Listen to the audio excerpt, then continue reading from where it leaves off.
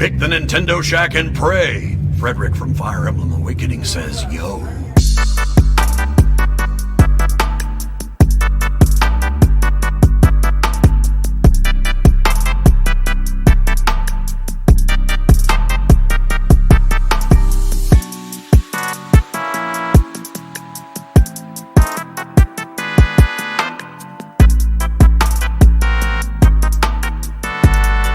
Greetings, Gooblings! Welcome to this week's episode of the Nintendo Shack podcast. Happy June, Donnie! Happy Nintendo Direct Month! How are you doing? I'm doing good. I'm excited. I'm excited to talk with you. I haven't talked to you and it feels like in forever. I don't know why, but this week just seems like it dragged on a lot. And yeah, I'm excited for June. I've been up all morning. That's probably played into it. My wife went to go see her sister, so she went off to the airport and everything this morning. So just me and the kids and the animals. Nice. Yeah. Is it going to be a gaming day for you today? Yeah, I think so. I got nothing else to do. So yeah. What are you playing? You better be playing Thousand Year Door. I have. Okay. I have not played as much as I would have liked to. Same. Because I was sick all week. Oh no. Which hilariously didn't stop me from podcasting at all. It never does. I podcasted Sunday, Wednesday. I filled in for Delvin on PlayStation Experience Friday night. So, but I haven't been playing a whole lot of things. I've been buying things. I've been enjoying things until this morning. My wife, in her brain, her flight was at 10. So she was off to the airport at like 5. Oh my goodness. So early. So I've been up since like 6:30. So like I made breakfast and I sat down, and today I sat down and I played Thousand Year Door like up until like we just went live here from just a few moments ago. I've been playing. So I made it to the Great Tree. That's where I'm at now. Like and, chapter 2? Sure. Yeah, I don't know. I don't know what. Yeah, I finished up that one this week, and I started chapter 3, which is so people told me I was gonna really like chapter 3, and I haven't gotten far in it yet, but I got far enough to know that it's the chapter about wrestling or whatever. You're in a ring. Yeah. I'm like, why would people say that? I don't like wrestling, so like I don't know. I'm keeping an open mind, but I got a little busy this week. I really like chapter 2 with the Great Tree and all of the little punies. Is that what they're called? I kept calling them Pikmin because they kind of reminded me of Pikmin. Yes. They have like the little thing coming out of their head, and they all gather in a group, and you can even get the whistle to call them back. And I like that chapter. It was like, it kind of felt like a dungeon. Like it felt like I was in the Great Deku Tree. Yeah. Yeah, it's very, I mean, I think Thousand Year Door kind of feels that way just in general. Like you could clearly see, and I think that's why the paper Zelda stuff has always like been there. You could clearly like swap out characters here and be like, this is like a Zelda game. Mm-hmm. I don't know. I would not mind paper Zelda, but like, I wonder if like, if you're Nintendo, you have to think they've at least prototyped or thought of the idea. I don't know if I like the idea of like turn-based combat for like a whole Zelda game. Really? Yeah. I don't know if that's like it's just a little slow. You know, like even playing Paper Mario, like I do love it. And I am really appreciative of like the glow up that the game has visually. You know, it was beautiful then, but like here on the Switch, it's so beautiful. Gorgeous. It's so nice. Beautiful. But with all that said, it's so slow. I disagree respectfully. I think I really like the battle aspects of it. Whenever I'm like back in Rogueport, I'm like, okay, when am I getting back out on the field to do battles?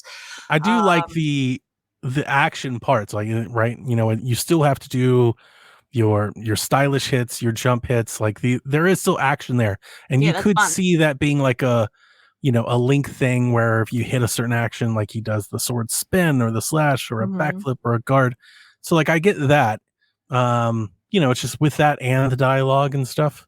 I am finding it now. Here I am, what feels like 20 years later, and I'm just like, I don't remember it being this slow. Like some of these conversations, just like, oh my God, there is a lot of dialogue. I think that the dialogue is more of a culprit for the slowness than the probably than the battling for sure.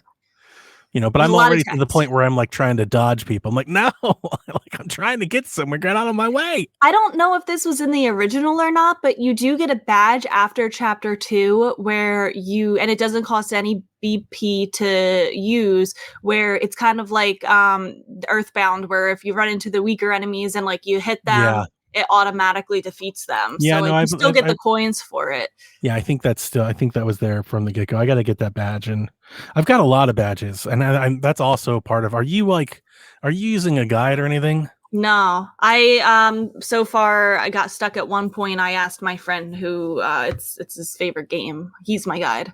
Nice. I am using a shard guide. Because I'm trying to get as many badges as I can. Oh, right? I am like, so, the way that, like, once I found out that if you go behind like a bush, there could be a crystal shard there. That's like or whatever. Best thing about the game for me. I cannot leave any bush unturned. Like, I am like whacking everything. I'm going behind everything. Like, that's why it's taken me so long. Have you opened up Rogueport? The left and the right side. Yeah. I mean, it's well, so I did that too early. So here's a complaint of mine. So after I beat chapter 2, I did everything with the tree or whatever. The guy calls me and says, your contact lens has come in. Like it's here. So I'm like, okay. So I go and I get it and I take it to the lady and she's like, okay, you can go to the left now. So then I thought that I was supposed to do something to progress the game in the left side. It's like, okay, there's a train, you need a ticket. I'm like, where do I get the train ticket? And then I talked to everybody, I explored everything and I couldn't figure it out. So I asked my friend, I'm like, hey, how do I get the train ticket? He's like, I don't think you're far enough for the train ticket yet. You don't. Yeah. And so I'm like, well, I talked to everyone. What am I supposed to do? And he's like, okay, well, you got to go to this guy's house and talk to him. I'm like, okay. So I go there and I talk to him and he like doesn't do anything to progress the story. And so I show my friend and he's like, oh, like you didn't do something you were supposed to do yet. I'm like, what do you mean? Like I've talked to every single person. So turns out that I explored like all of the places that I could explore in the underground of Rogueport before I talked to Frankly again. Yeah. And so talking to Frankly is the thing that like sets off the thing to make something happen. And basically like I had to go back and redo what I did. Yep. I was using a shard guide because you can buy badges with them, and I know that they're everywhere.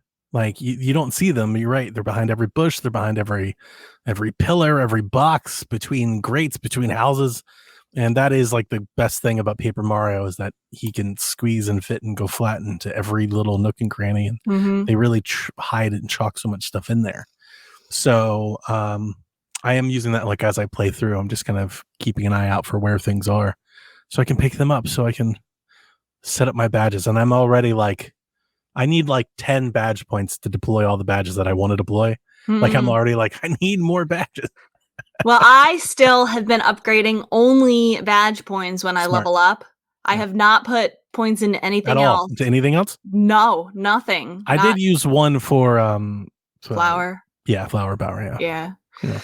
Well, I have found badges that increase flower and health, and I'm just gonna keep doing it this way until it becomes problematic. I have not died once in the game yet.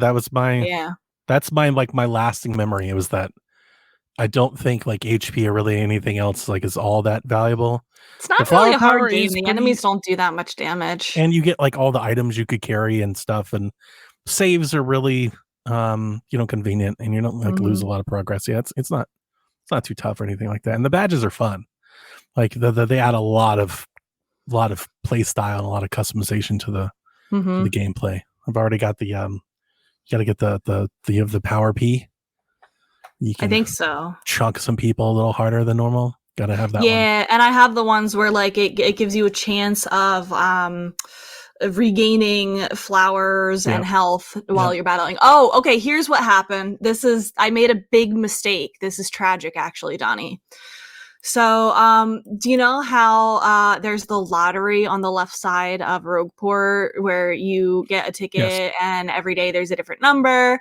And so I'm like, obviously the way I do fast forwarding in time, the way that I do for Animal Crossing to like get things done quicker. So I already have been doing that in Animal Crossing, right? And so I was like skipping ahead the days. And then I decide to, I'm playing Animal Crossing. I end up like resetting my time back to the current time. So like I was like way in the future. I must have been in like July or something. And then I'm like, okay, so current time. And then I'm playing the 1,000-Year Door and I go to check the lottery to see if I won. And oh my God, have you ever done that before? No, I have no idea how this story. You will have to check my Twitter. I posted a video clip. The Babam guy, he flips out. It's like Rossetti on drugs. He's like, oh my gosh, oh my gosh, oh my gosh, oh my gosh. He's like, unlucky, boom, boom, boom, boom, boom. And he's like freaking out and the whole screen's shaking and he like gets all big and red. And then he's like, I'm never trusting anybody. I'm never trusting anybody ever again. Leave me alone. And he's like having a psychotic breakdown. And he's like, leave me alone, boom, leave me alone, boom. And then he's like, no more happy lucky lottery ever. And then the whole screen like you know how like a CRT like it like goes into the middle and like and it does that and it like stays black for a couple seconds and then it like comes like because it makes you think that like you broke your game. And then it comes back on and he's like, you need to be honest with me. Did you do cheat? Some time manipulation to cheat on the lottery? And I'm like, yup. And he's like, so you're not going to ever do this again, are you? And I'm like, no, I'm going to do it again. And he goes on that whole big long rant again. And he's like about to blow up. And he's like, you have to swear you are never going to do this again. Or else if you do this again, I'm going to close the lucky lottery forever.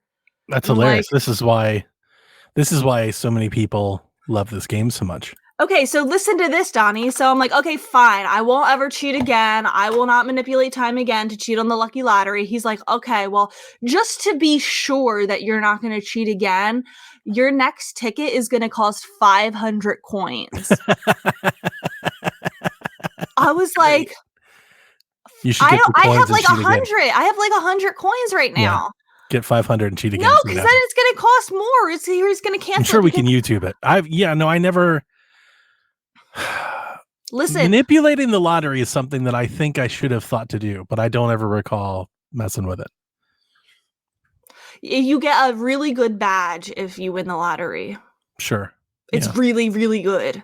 It's like enemies will miss often. That's nice. That's nice. I'll have to go do it too. No, don't cheat. Only go forward in time until you win. Don't go backwards in time. Because that's how he knows. That's how he catches basically cheated and is proud of it. Yeah, I gave all my money to this weird hamster. He's like, guys, I like found an oil rig, but I need some investments. I think I got scammed. I gave him like 200 coins. I gave him like everything I have. And he's like, I'll let you know when I hit big. Yeah. I'm like, okay, when is that going to be? Because now I owe this bomb 500 coins. This is why people love this game so much. It's very. I was trying to think of like, we've talked about it on several shows leading up to its release. I've always tried to think of like I call it like edgier of the time. It's very non-Nintendo. Like it's just not like it's like almost like a third party made this or something. It's like it's not what they typically do with any of like I did not think that different. I was going to encounter a noose in the first 5 minutes of the game and a suicidal bomb. Yeah there's like so much sarcasm and wit in the characters and the writing that we just don't normally get when not that their stuff is like generally like generic. I think most of their characters in their games not that it's bad. It's just that they're just like the Nintendo characters, like they're standard. And 1,000-Year Door really, really stands out that like nothing really feels that way at all throughout the whole thing. Do you remember Miss Mouse? She's the mouse thief. She has like cute little red boots and her tail is in the shape of a heart. Mm-hmm. She's my favorite character. I would die for her. I'm What? very surprised but ecstatic to see you so excited about a Mario game. I know, right? This is probably going to end up being my mind-blowing. favorite Mario game. Yeah, and you're one of those people. What do you mean? You're going to be one of those people who are like, Wait, Thousand Year Door is the best Mario game ever. Okay, so I saw a Twitter post that it was in the Paper Mario logo style. And you know how it has like Paper Mario in one logo and then the Thousand Year Door underneath it. Yeah. It said in the first one, it said Undertale for millennials. Yeah. I get it. That makes sense. That checks out when the glove fits. Yeah, I'm enjoying it. Quite a bit. I think I'm going to play a little bit more today. I do question how much longer. Like, I definitely going to play through Twilight Town. It's like my favorite. But this has been my case, I think, with most RPGs. I feel the same way about Pokemon. I feel the same way about Xenoblade. I feel the same way about almost everything, not Fire Emblem. I just had more patience to play something like this when I was younger. Like I just don't play many games like these anymore. And every time I revisit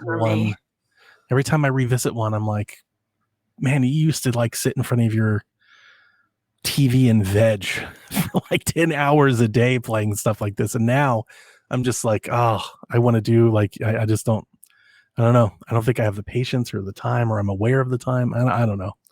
But I've noticed this trend. Having done Shack, I've had countless amount of opportunities to revisit these, and like not that I was ever like, I would never count myself as an RPG person. I think most people know that. But even the RPGs that I did play, I just don't seem to have the wherewithal for them much anymore. So I'm fighting with XBS and chat about whether Yoshi's Island is a Mario game or not, and I feel very strongly about it. It's definitely a Mario game. It is not. It definitely is. No, we're not going there. We're not going there. Have you been playing anything else besides Paper Mario that you would like to discuss? Not on Switch, no, because my wife, like I said, I was sick. Today is the first day that I feel good in a week, Rebecca. Yeah. Yeah, I get it. You don't want to play stuff when you're sick. I really don't. Sometimes I do. It depends on how sick I am. Like, am I like sick, like sniffly sick, or am I like, if I'm tired sick, then I don't want to.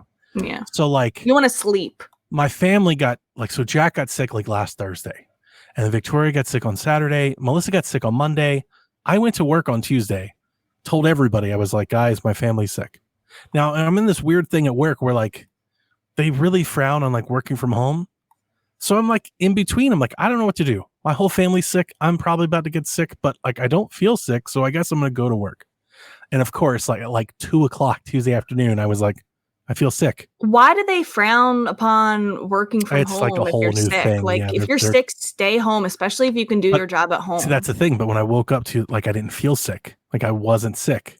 Right. So I'm like, I'm kind of in that between. I'm like, I don't feel sick, but I'm pretty sure I'm going to get sick because everybody else around me is sick. And then that's what I'm trying to get to. Like that afternoon, I started to feel sick. It was like 2 or 3 in the afternoon. I was like, uh-oh, now I feel like I'm getting sick. And then Wednesday, it wasn't too bad. But then Thursday and especially Friday, Rebecca, I didn't get out of bed until like 3 in the afternoon. No, you got to rest when you're like that. Yeah, I just kind of kept going in and out of naps and stuff. I was just sick. So today's the first day where like I feel like myself again. I feel good. Like I feel like I've got energy. That's why I woke up early. Okay. That's why I've been up. I've been cleaning and, So I haven't been playing a whole lot. I did buy a PlayStation 5. So I did mess around. Did the state of play get you? Actually, it got me ahead of time. I've been anticipating this Astrobot game for months on the podcast. I've been teasing. I gotta finish the first one. And leading up to the state of play, I was like, okay, this is going to be like the one. The Astrobot game is going to be the one that's going to get me back. I was like, and then they had this promotion where I got $50 off the console, and I'm not sure if you saw it. They gave away a free year of Netflix Premium.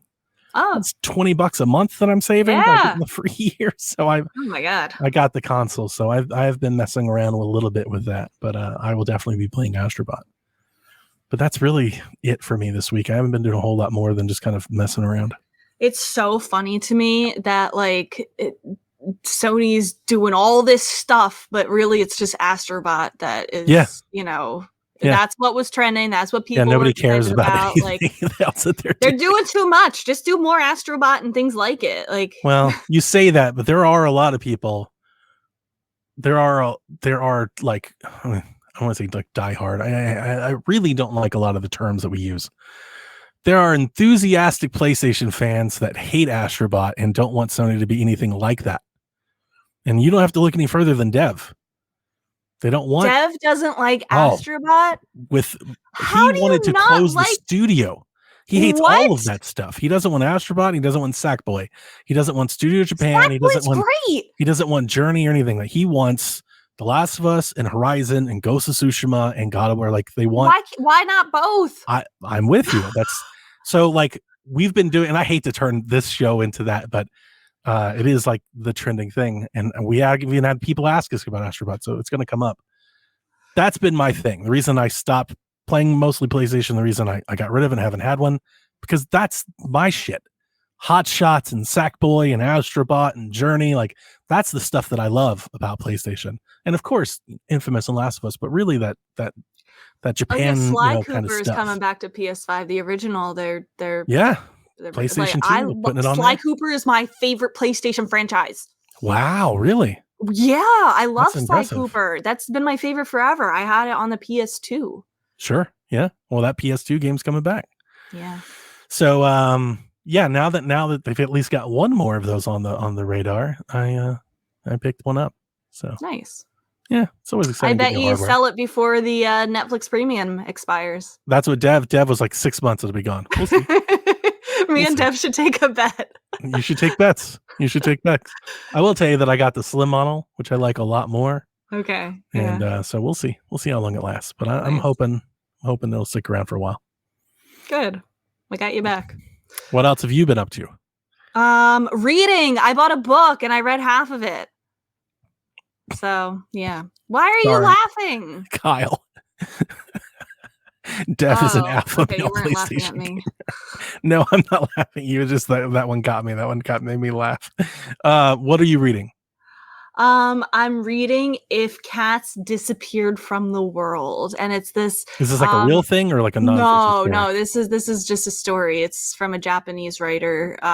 About he is finding out that he has a brain tumor with stage 4, only months to live, and then the devil comes down to him and is like, actually, you're gonna die tomorrow, but I'll make you a deal. If you agree to get rid of one thing from the world, I will extend your life by a day, and we can do this every day. And he's like, yeah, hell yeah. Like, we can get rid of get rid of poverty, get rid of, pollution, mayonnaise. But then he's like, I can think of a lot of things that, we can go without. And the devil's like, oh, no. Like, I get to choose each thing. And, when I pick it, you can agree or not. And so like the first day he gives up phones, the devil's like, we're getting rid of phones, no more cell phone, no more phones. And he's like, yeah, okay. Like, let's do it. I want another day.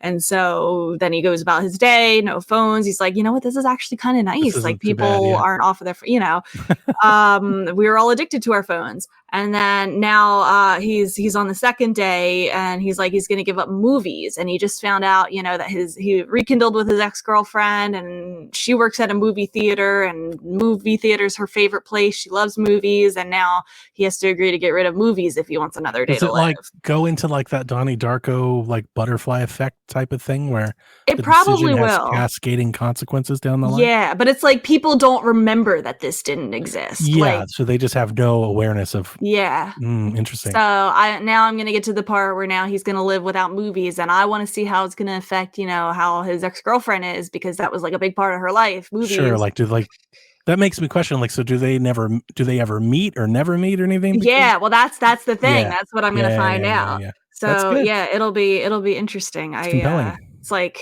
you give up all these things to live one Sounds more like day. A good series. Yeah, but like after a certain point, it's like, well, all these things are kind of what makes life worth living. Eventually, I think he's gonna have to give up cats, and he has a cat, and that's probably gonna be like, yeah. You feel the guilt of what you're doing to other people. Yeah, it's very selfish. Yeah. So we'll see. I'm reading that. It's, and it's a short book, and I think I've discovered about myself, I don't know if it's the attention span, but like I feel like it's easier for me to consume smaller pieces of media, like sure. Well, 5-hour games, 150-page books. Yeah. We're TikTokers. Yeah, we're TikTokers. Yeah. We ain't got time for all that. We're not doing all this. That's why I'm watching this dialogue of paper. I'm like, oh my God, hurry up.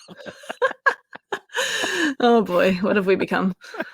Tell me about Dragon Quest, Donnie. This is an exciting piece of news for even me, who is not a Dragon Quest fan. Yeah, so it's June. We've got Game Fest stuff beginning next week. We've got a direct happening at some point, so things are going to start happening. And one of those things that looks like it's happening is Dragon Quest. So on Dragon Quest Day last week, Square Enix posted a teaser video which showed the symbol of the Dragon Quest III logo with the words "The Legacy Begins," and the tweet read, "The legend of Erdrick draws near." Midori said, "Expect this game in the next direct," and speculated that it could be more than just Dragon Quest 3. It was supposed to be Dragon Quest 3 2D HD. That was the announcement. And that was like announced for. I was going to say that was the one forever ago, and we haven't heard anything, and people are like, "Where the heck is it? What happened? Where is it?" So Midori, who's been like leaking everything, apparently, I think it's a she said it could be more than just Midori's a girl. Quest. I think so. Could be more than just Dragon Quest 3, which hints that maybe we're getting Dragon Quest 2D HD trilogy. Well, lo and behold, Square has registered a domain name for DragonQuest2DHD.com. Notable, it's not Dragon Quest 3 2DHD.com. So it looks like the trilogy is coming in the 2D HD thing, and I think that's fantastic. That's definitely like some gaming that you want to buy. That could explain why they've been radio silent for so long. If they decided, hey, let's do this for the first two games as well. I'm wondering if it makes me ask a lot of questions. I'm wondering, like, what did the impact of the pixel remasters have on this and the pricing? Maybe they were going to do Dragon Quest 3 2D HD.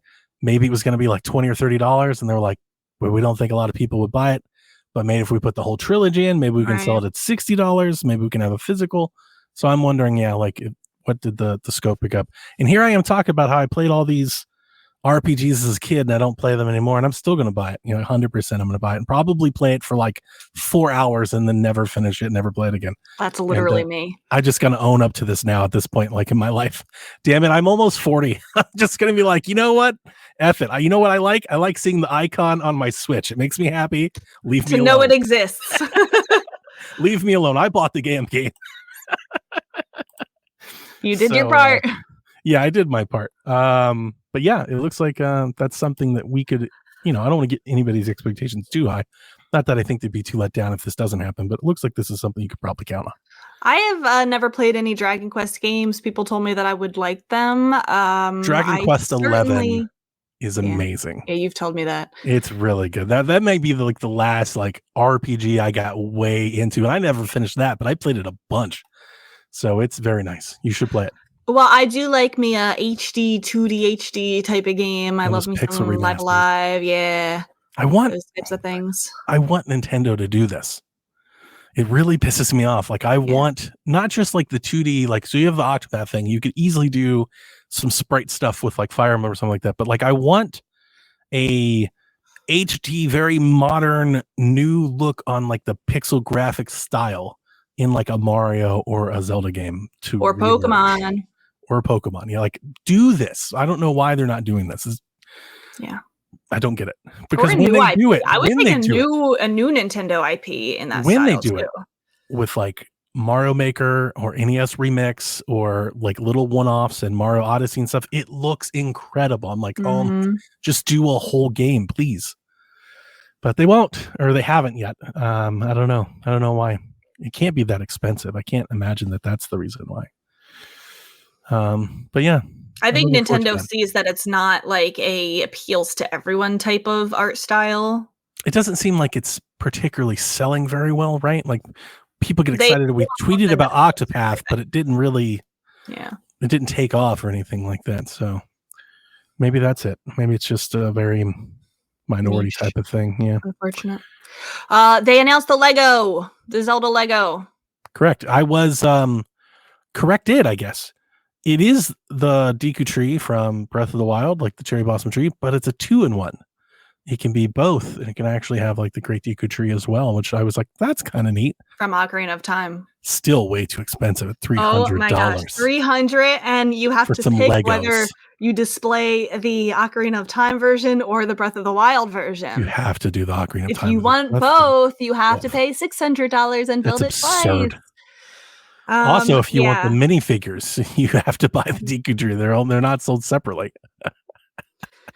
It's unfortunate that it's that expensive, because that would have been a perfect one for my dad, because he likes building the Lego sets and he loves Zelda and he loves Ocarina of Time, the Great Deku tree. Like that would be the perfect one. Maybe down the line I'll split it with him. I don't know how, but somehow this reached Jack, and I got a DM earlier this week that was just like big screamy emoji faces, and I would just hit him with a GIF like, absolutely not.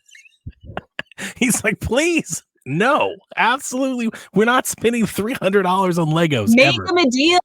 Tell him if he does, so much. Make him work for it. He's old enough. I would hate to see him work. What? To spend all the money on Legos. Why? That's a great thing to buy. That's a lot of money for Legos. It is a lot of money, but if you make him work for it, he'll appreciate it. I know he will, and he appreciates his stuff now.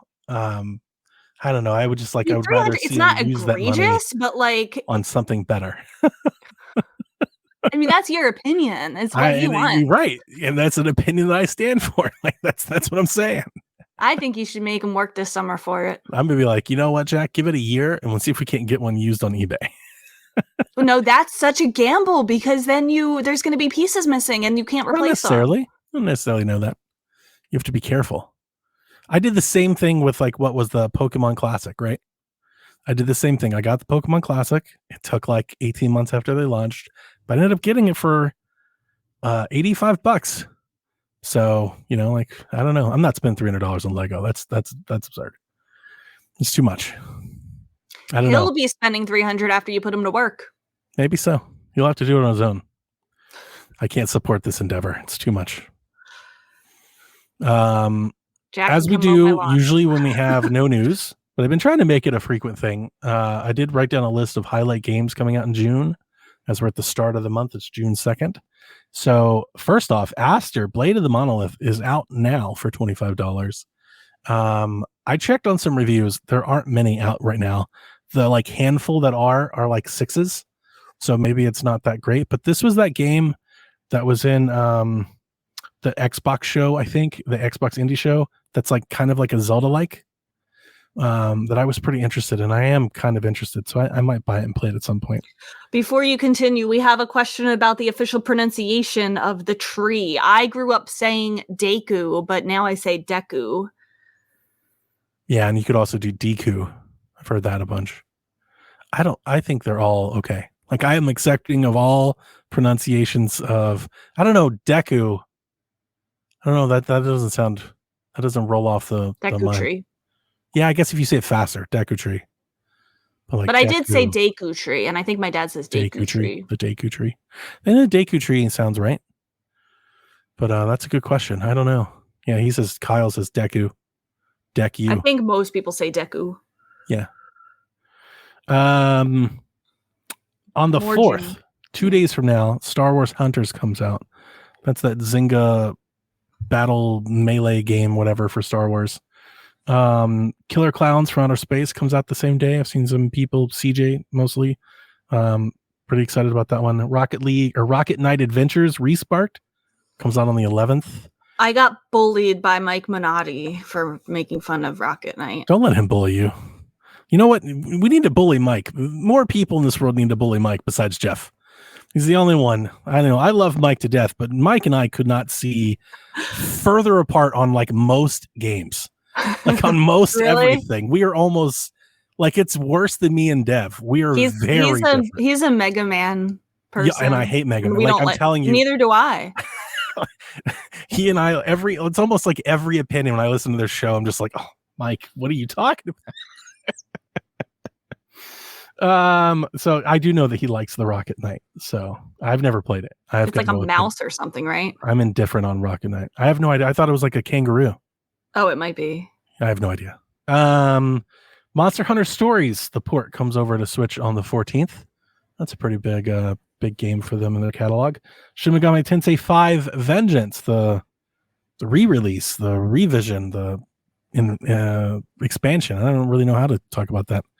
That comes out on the 14th. Wildlands Switch Edition comes out on the 20th. Have you ever seen that game? I don't know. I look at that and it looks like Ylands. Yeah. No, it's Wildlands. I 100% saw this game in motion once and was going to make fun of it. And then I started like looking at people play it, and it does have like kind of like a cult community. It's kind of like Survival Craft Sea of Thieves.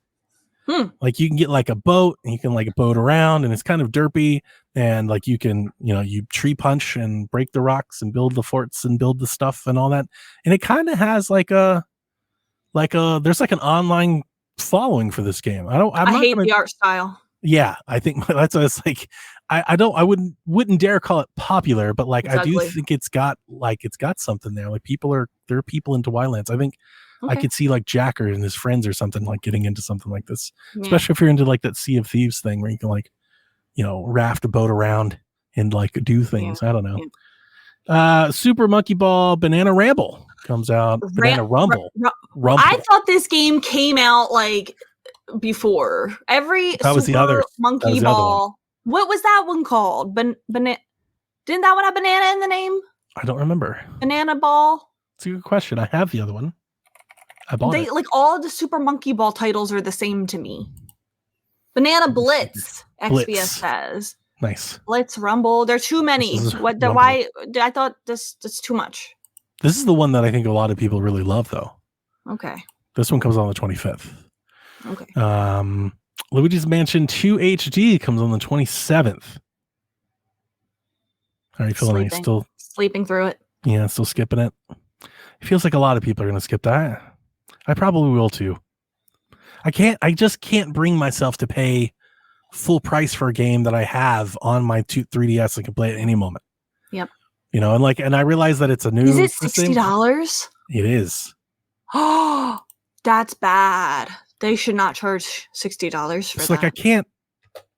I don't know why. Like in my head, I can't. I'm just not. Because like the 3D version is fine. Like I'm totally fine to go back if I wanted to play it. Yeah. I can play it on my 3DS. Oh, I didn't know it was 60. That's criminal. Neo Sprint is on the 27th. That is like a top-down, like action racer sort of thing. And then our final game of the month of my highlights is Tchia. It's Switch on the 27th. That's a pretty cool game. I've played it before. Tchia. Have you ever seen that one? Yes. Yeah. It shows up on my Steam recommendations all the time. Yeah, because people were kind of like, it's kind of Breath of the Wild-esque. You can like hop across trees. You get a little glider and you can float around. And I thought you liked this game. Didn't you like it? I did. I liked it. I think I liked it a lot more in the first 2 hours than I did in like the following 8. Was this the one where there was something with the music? Yes. You played different music. Mm-hmm. Mm-hmm. Okay. And you get to like, you can like possess things in the world and use them to traverse and accomplish puzzles and stuff like that. It's got a really cool premise and the game functions really well. It just, there's not a whole lot of depth there once you kind of do a couple loops. You just kind of realize you're just going to keep doing that. It's not as developed as something like what we would expect in a Zelda game. Mm-hmm. It's just kind of is that loop and they just give you a bunch of different reasons to do it. Some headlines that I wrote down. The Marvelous Showcase happened a few days ago, and we got to see the first teaser trailer for Daemon X Machina Titanic Scion. Do you remember that Switch game? No. Oh, yes. Yeah. Daemon X Machina was a kind of a big deal for Nintendo for a moment. Is this a sequel? This is a sequel. It's coming to PC, and we presume Switch 2. Yeah. There's no release date or anything for it yet, but they are making another one. Okay. Splatoon 3 has been patched to version 8.0, and they've updated and added, there's a new season, a new catalog, new battle stage, new weapons, new battle cards and songs, more gameplay adjustments. Rebecca, have you seen speculation and rumors that we could be nearing the end of the Splatfests. Okay, so here's I'm sucked back in. I've been playing a lot of Splatoon 3 this weekend. Because there are a couple of new items added that I really want, and you really have to grind for it. Like they're really tough to get items, and you have to play a lot. Got you with the gear. Oh, it's horrible. Game sucks. I hate it. But I think it sounds like they will be approaching the final Splatfest. But it also, I saw some talk that some of there's data for the Frosty Fest and the Splatoween. So I think it sounds like those will be repeat Splatfests. So just like how they did in Splatoon 2, they'll have the last, the final fest, but then they'll do repeat ones just to seasonal things you can keep playing. Yeah. That makes sense. Yeah, the data miners, if I recall, the data mining folks like Oatmeal Dome had suggested that they saw in the code some sort of the platform at the end of the Splatfest is usually reserved for the winner, but on this one, I think maybe in August or September, the code shows that all the characters will be on it, and it sounds like some sort of send off, some sort of farewell. Yeah. Well, here, and the timing of this sounds like it's gonna coincide with the next Switch, which makes me wonder if they're gonna be doing a Splatoon 4, which feels like it is happening fast, but why wouldn't they do it? Yeah, look at Splatoon 3 and 2, and 100% they will. And here's my frustration. You couldn't take any of your progress from Splatoon 2 to Splatoon 3. So am I grinding all of this only to have to start fresh again in Splatoon 4? Maybe that'll be their big thing with Splatoon 4 is that your profile and stuff will carry over. I get that maybe they want to reset some stuff to make it fair, but probably yes. Why can't even if you I don't know. I want something to come over. I want some of my grinding to be worth it. Yeah, no, I think you're right, but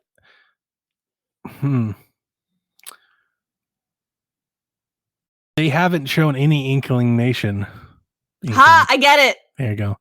To do anything like that, and if Splatoon is going to continue in the way that we see Splatoon, that's really all they've got to keep people playing is that grind, is to keep people to keep those people that care about that playing, such as yourself, is to give you something else to grind towards. So by letting you bring all your stuff over, they're not going to get you to keep grinding. So sad. It would change. They would have to fundamentally change how they approach the game, and I just don't think there's any evidence to suggest they're going to do that. It's my favorite game that I love to hate. They are I'm not a fan of what they're doing, and it's almost like a slap in the face of what people expect from a live service game. Yeah. They really they charge you full price. You don't even get a lot of new maps. You get full price for 4 new maps and all the maps you had before. It is egregious. Call of Duty could never, other I don't really understand how this game gets away with it. Other games that do this sort of thing could never do what Splatoon is doing. Yeah. The idea of these rotational modes and things that are only available on certain day, and it just doesn't make any sense. I've been grinding a lot of Salmon Run because that's one of the things I have to grind to get the item that I want. And first of all, this is so ridiculous. So when how you might not know because I don't think you play this, but when you finish all 3 waves in Salmon Run, there's a chance of the big Kahuluna or whatever, the big boss coming, and it's the extra wave. So it doesn't happen every time, but a chance when you've completed all 3 waves that it could happen. And it's kind of tough to beat if you're playing with randoms because randoms don't know what the frick they're doing. And so if you don't beat it, you get a couple of the little clam prizes. And if you beat it, you get a decent amount of the clam prizes. So I played for 2 hours and got one of the boss salmonids and we lost because my team was freaking stupid. And I got 1 silver thing, and I need 150 for the prize that I want. I'm sorry to hear that. That sounds unfortunate. Sounds frustrating. It was very frustrating, so I stopped playing. As Kyle says, like Overwatch did with Overwatch 2. And Kyle, how did that go for them? How's that like almost like completely scuttled the entire franchise? And somehow Splatoon's looking at 4 of them in a row, and people won't care. And that's the thing. People will not care. When they make Splatoon 4, people will get excited and they will buy it. And I'm part of the problem. Maybe myself included, although like I didn't stay long for Splatoon 3. So like I kind of feel like that luster has worn off for me. You know, I need them to make me feel like it's worth my time. You know, otherwise I'll pick it up cheap or on sale or something. Like I'm not. Yeah. Do you hear Josh snoring? No. He's in the bed next to me snoring. With Frisk? All right. What? With Frisk? Frisk is on my desk snoring. He is right in front of me here underneath the screen. I threw this in there because it was funny. Nintendo partnered with the paper airplane guy for 1,000-year door paper airplane that you can print off and There's fold. A paper airplane guy? Yeah, he used to have like the Guinness World Record for like the longest flying paper airplane. They have a trailer and everything. Like the guy on YouTube, you could like look it up, and he's like, "Hi, I'm John, the paper airplane guy. Here's how to fold the paper airplane." It's like a Paper Mario airplane. Nice. It's kind of That's funny. Cool. My students love paper airplanes. They're making them all the time. That's like really a huge thing. Yeah. What? Yeah. Wow. Apple Arcade's Fantasian. It's an RPG from former Final Fantasy creator Hironobu Sakaguchi. Is primed to jump to consoles. I have downloaded this on my iPad, but I never played it. But it was a big thing when it came to Apple Arcade, and it popped up on Steam, has a listing, so it looks like it's jumping to consoles, and I would expect that in the Switch Direct. That sounds like a game that would be right at home on Nintendo Switch, and people love that thing when it came to mobile. Like big people wanted it to come to consoles. They wanted it on Switch. So for those people, it looks like you might be getting your wish come true. This looks like every other game of its kind to me. Yeah. That's why I've never, and again, I'm just not that into RPGs. So like I saw the buzz, I downloaded, I was like, I'm going to try it. And then I just never have because I play. Oh, okay. This is cool though. I take back what I said because it looks like the environments are like handcrafted from like, it's like a photograph, I guess, of like a real thing, like a real sculpture that they made. Hold on, I'm gonna send you this picture. They have really like cool. There is some mechanic that I'm probably about to butcher where I think you can like capture a bunch of the enemies and like send them to a dungeon and then go to a dungeon and fight them all at once or something like that. That was kind of like their thing, I think. Go look at the screenshot that I just sent you. I haven't played it. Okay. Like, how would you describe this to somebody who's not looking at it?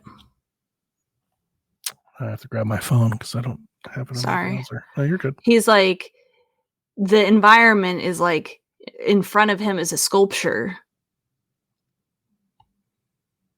And then that's what they used for the game. Yeah. Like a diorama, kind of. Yeah. Like a model. But like in game, it just looks like, I feel like it just looks like a lot of games like that. I know, a lot of work for something that like you probably wouldn't even be able to tell. Like I wouldn't have, yeah. D-Life says the environments are dioramas. So there you go. Yeah, okay. But yeah, so that's probably one of the games that's in the Direct or coming out of Summer Games Fest soon. Okay. And then I pulled this one from Reddit. It got shared on, I forget where I saw it. I was on Threads and I came across, I think it was like Gamatsu or something. I had a question and I thought it would be really good to ask you this.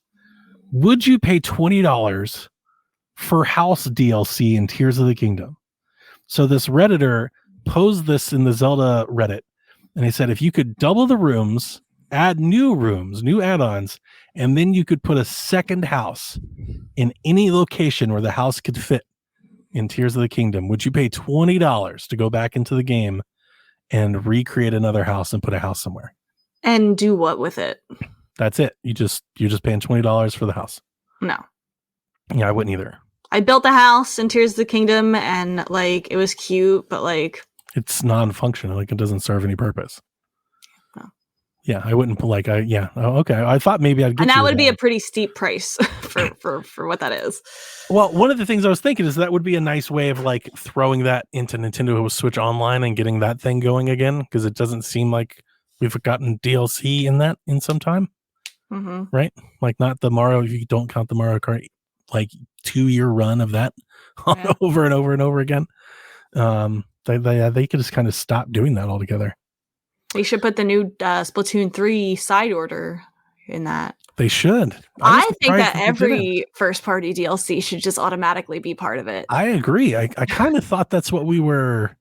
I don't want to say promised, because they definitely didn't like put on the infographic, but they definitely like alluded to that being the case. Or like even a week after. So like, because we got like a year's worth of DLCs in that service, and then they just stopped. It was like they used it to onboard people and then cut it off. Yeah. Which I don't necessarily like, but you know, it's not that big of a deal. And that's the news. Yeah, and we have a lot of questions. You guys wrote in with some really awesome stuff. So many that we're going to have to save some for next week. So we're going to try to get through as many as we can right now. Starting off with Andy P. And I like this question. This is good. Yeah. He says, I've been wanting to ask this for a while. Do you think the voice actor for Frederick from Fire Emblem would be unhappy about you guys using the bad take for your outro? He says, I think it's great, but I always wonder when I hear it.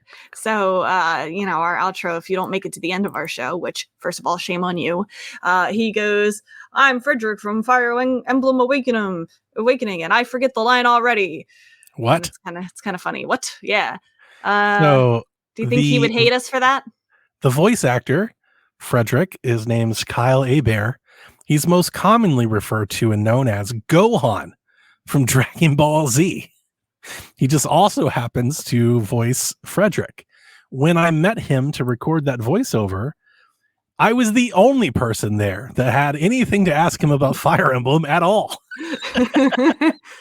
There was like 400 people asking about Dragon Ball Z and me, which he really appreciated. Here's what I can tell you, Eddie, and thank you for asking, because this is a really great story. I got to meet him and I paid him to do a voiceover, but the audio was terrible. And I had this microphone that I had bought and it was really bad. So I met him in the press room and he remembered me and he was like, hey, and he mentioned this. He was like, hey, thank you for knowing that I was in Fire Emblem. And we were joking. It was after his interview. So he'd already answered like 400 questions about Gohan and everything. And he voices, I think, other Dragon Ball Z characters as well, but it's mainly Gohan. And I was like, by the way, we went to use your audio and it was really bad. I was like, the microphone that we got sucked. And he was like, oh no, that sucks. He's like, do you want to do another one? I was like, if you don't mind, like, I can't pay you. He's like, don't worry about it. I've got time. I'm not doing anything. He's like, I'm happy to re-record it because it's just kind of in passing. He's a nice guy. And he's a great follow on Threads, by the way. He's got really funny memes. So we go to set up to do it. And he goes, okay, what was it again? I was like, all right, so our podcast, and this is Caroline. 100% Caroline was like, you have to get him to say, pick the Nintendo Shack and pray, right? And I was like, okay, so our podcast, Nintendo Shack, and here's what we're going for. And he's like, that's great. And I mean, in that moment, immediately he goes, that's great. And I put the mic up and he says what you hear. This is Frederick from Ireland. And I forgot the line already. What? And we just both bust out laughing. And I go, oh my God, this is better than the actual line. Can we use this? And he goes, are you serious? I was like, this is so much like, this is kind of the fun, dumb energy that I want from my podcast. He goes, that's great. He goes, but I actually want to give you the actual line as well. And then he I have both. We have another one. I think do we still use the intro? I don't even remember. Yeah, we do. Yeah. Okay, I was gonna say, I think for a while we didn't. And then when I came back and rebranded everything, I was like, we got to put it back in. Yeah, it's iconic. But yeah, that's why I always wanted to use it as the outro bumper. So he knows that you wanted to use that. He laughed. He thought that was so funny. And that's why I kind of bring up, if you follow him and like his memes and his humor, and trust that he gets it. He knows exactly. We're on the same page. Like, this is funnier. This is better than our line. Like, nice. Our line is official, but this is funny. because it was just like a candid mistake that like you can't really repeat. We have a similar one for PSVG that Delvin got. Oh man, what is her name? I can't remember her name all of a sudden. She's in like a bajillion video games. Deborah Wilson. You're familiar with her? Mm-mm. She's in all kinds of things. I know her mostly from Mad TV. Let me put in video games. I think she's in Batman, and I think she's in the upcoming, like she might be in it's not Concord, but the other one that Nintendo or the PlayStation is doing. Anyway, we have one for her, and it's hilarious because she's trying to read there she is, the Star Wars Jedi games. Thank you, XBS. That's what I was trying to remember. Yeah, she's in the Star Wars Jedi games from EA. She's trying to read a voiceover that Delvin gave her for PSVG, and she messes it up like 5 times in a row. Like she's like, screw it. But she does these amazing faces into the camera where she's just like, what the fuck is happening? So Delvin just gives me all of this footage. She just sent all of it. It's like 15 minutes of her screwing up our intro over and over again. So then I spliced it all together and edited it all together to be like one through line of her getting it to the thing. And we've got like little reactions and little cut scenes and stuff in between and takes and I've applause. never seen that. Yeah. It's very funny. We don't use it as an intro. We used to use it as a bumper through the news. I'd play it now, but it's not in the in the Shack account over here. But you'll have to dig it up sometime. Hang on. I think I can. I think I can switch over. It's just going to change our video for a moment. Let's see if this works. And I'll play it for you. Because if you've never seen it, it's a little long. It's like maybe 30 seconds, but I think it's worth it. Hey, Delvin. Hey, Devin. Hey, Donnie. It's Deborah Wilson. I'm going to give you a couple of things. The way I think that it would be heard on a podcast. So I hope you like it. Hi, I'm Deborah Wilson from, Here I go again. It happens. I do this shit in the booth too. Hi, I'm Deborah Wilson, the voice of...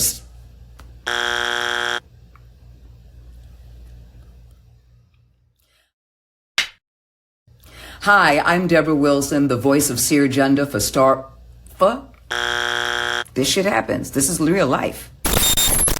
Hi, I'm Deborah Wilson, the voice of Seer Junda from Star Wars Jedi Fallen Order and Star Wars Jedi Survivor. And you're listening to the PSVG podcast. And now, Donnie with the news.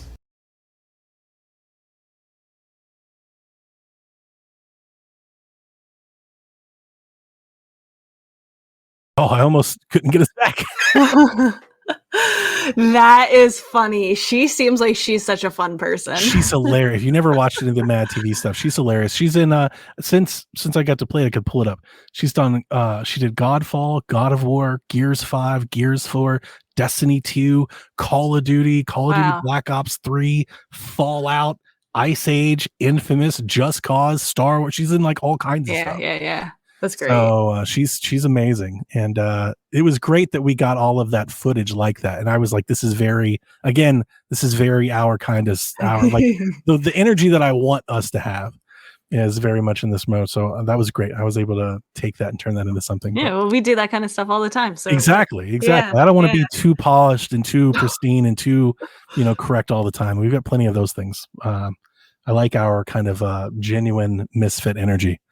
So, but yeah, the Kyle Hebert was hilarious, and I love that one. I don't think we could have ever got a better bumper. I'm glad that he knows about it. That week I probably got 12 bumpers, and like that's like the only one we've ever used, because they're all just kind of, they're okay, but they're just, hey, I'm so and so, and you're listening to such and such. It's iconic. Yeah, that one has character. That one's lasting staying power. People remember it.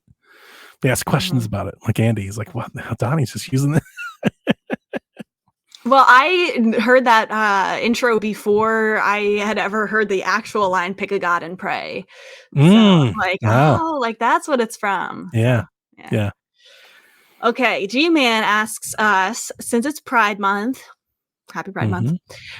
Okay, so here, I don't know if this is actually what he's asking or if he meant another character, but I'm going to read it as it is. How do you feel about Beldam from the Thousand Year Door? So Vivian is the character. I don't know if maybe he was trying to ask about Vivian, who is canonically now transgender. That was like alluded to in the original release. The Japanese version of the original release was a little bit more explicit about it. But now they've like updated the translation, so she is actually transgender.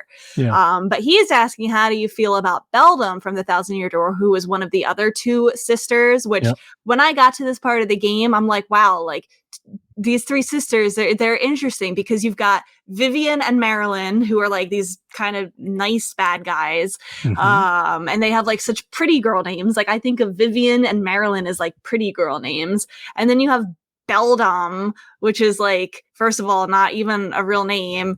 It's not a pretty girl name, and it reminds me of Beldam the Pokemon.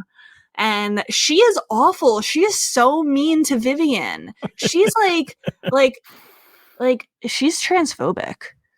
That's how I feel about her. She's transphobic and she is awful to her sister. I said it. Maybe that's what I don't think so, but maybe that's what they were going for. Yeah, I got to tell you, the only thing I have to say on the matter is that when I played this game originally, I took that line in stride and it never bothered me. But I kind of grew up that way. And, you know, like my mom's sister was gay. I had a gay aunts and stuff like that. So like, it was never a thing for me really. So when I came across that, like I took that line in stride and was like, oh, that's really cool. And just kept on keeping on. It is really, I guess, today's time, you know, that we're so fixated. I don't feel like or people were really that fixated on those labels back then, in the same way, or at least maybe where I grew up with in my little community when I was younger. You know, I definitely don't think it was like an accepted thing globally, but in my neighborhood, in my family, it was never a thing. So I never really gave it any attention on the matter. It really wasn't until the remake was announced. I was like seeing the tweets and stuff. I was like, oh, y'all are just figuring this out for the first time, huh? Okay. So that's it. Yeah. I like Vivian. She seems like she's really everybody nice. Does. Yeah. I can't wait to see more of her in the game. Okay. So G-Man, he did mean to say Beldam and how she feels about Vivian. Yeah, when you put it that way, she's a jerk. I never thought of it. I never thought of that, to be clear. But when you put it that way, I do wonder, like now, like maybe the writer's intent was for that to come across that way, or at least if not transphobic, at the very least not accepting. Yeah, well, she doesn't like misgender her. Like she does at one point say like, you know, my sister, and then Vivian is like, I love it when you call me your sister. Yeah. Like, you know, that feels so nice. So like she's not like rude into the fact that like transphobic to the fact that she it could be like, under you're not a girl, you're not my sister. Yeah. But a little under the nose, a little implication. Yeah. Implied. A little better than if it is, that's good writing. That's like maybe my biggest complaint with like a lot of the times when like Life is Strange tackles these things, that they're so heavy-handed on the nose. It comes off as, you know, disgenuine. Like I've never met anybody like this. Like, geez, guys, we get it. They're racist. So yeah. Maybe it is. Yeah. I don't think I've ever studied it that much. Yeah. Interesting. G-Man also says, has there been an indie game that you like that no one talks about? Mine would be 1001 Spikes, since the 10th anniversary is this Monday. I've never heard of that one. So I have, yeah. You picked a good one. 10th anniversary. That's interesting. That's an interesting question. I'm positive there has. I wish I had my Switch on me. I'd open it up and look at it. I was just playing the game Tricky Towers with Josh a couple days ago. That's a fun indie game that I like. It's on everything. It's like kind of like Tetris, but not really. Like you play against somebody else, and you can either race to the top. There's like a survival mode and there's a puzzle mode. It's really fun. Nice. XPS's Trek to Yomi. There is one coming to mind. I just can't recall the name of it. There was like this, Maybe the chat can help me find it. There was this almost cyberpunk looking esque, kind of like Neon Tron type of game that came out, I think the first year that the Switch came out. And you're like a little sword fighter and you run around. It was like a mobile game, and you kill things and you collect points and you upgrade and stuff like that. And I really liked it, and it really didn't make waves. I don't think too many people, know it. I don't even remember the name. It's been so many years now. But that's like the thing that immediately kind of comes to mind. Or really that game that's coming up, that Blade Chimera game that I'm kind of into, that they're similar, like in look. It almost reminded me of that. But like, are there indie games that I like that nobody else like? I'm positive there's 100 of them. Rebecca didn't like Golf Story, though I know a lot of people do. Most people. I like Golf Story. I didn't say I didn't like Golf Story. I thought you didn't like it. No, I did like it. Yeah, I don't know. Maybe I just misremembered. In my memory, I think I remembered you playing and you were like, yeah, Donnie, this ain't it. I'm not going to keep No, doing I love the writing. I don't think I finished it just because I had so much other stuff going on. And like the golf part was hard for me, but the writing was so good. Okay, well, then let me take that back. I apologize. Thank you. I do think, though, a lot of the games that I really like when I think of like No More Heroes, there are a lot of people that like No More Heroes. I don't think most people do, but there are a lot of people that love it. So I don't know. Cult favorite games. Yeah. I don't know. Cult of the Lamb. Oh, this is another time to pile on Mike Minotti. Mike Minotti hates Death's Door. He called it Death Snore. I couldn't believe it. What? I couldn't believe it. He called it Death's Snore. Oh, that's bad. That is bad. I'm telling you. I hear his opinion. It almost feels personal. It's like me and him need to have a charity boxing match. We need to bully him more. You're right. Death Snore. How dare him? But yeah. I don't know, G-Man. Nothing immediately is coming to mind. I'll try to think of something to hit you back in the chat. Snurts writes in with the actual hard-hitting news from this week. Big news at Nintendo of America. Huge. They updated their sign. They painted it red. It was white. What do you think of the new look? Also, why is this news? Because anything Nintendo does is news. Well, I think they're getting ready for their next console generation. They're spicing things up. They're making it fresh. Yeah, I think that sign has just been outdated for some time. It was like that corporate gray. Was it white or was it like kind of like? It was gray? Like a grayish. Yeah. It was just kind of there. They've really adapted to like the Nintendo Red moniker. It's like all of their stuff has been for years. So I think they're just updating. I think it looks a lot better. It's definitely more significant, to look at and sticks out more. But yeah, it's just news because anything Nintendo does is news.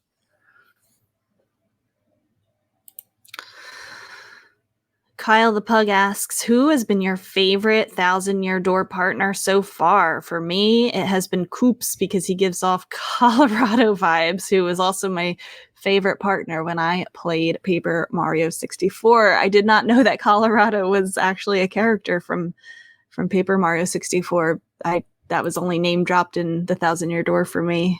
Rip to his dad. Koops is awesome. I like Koops. Yeah, I like Koops a lot.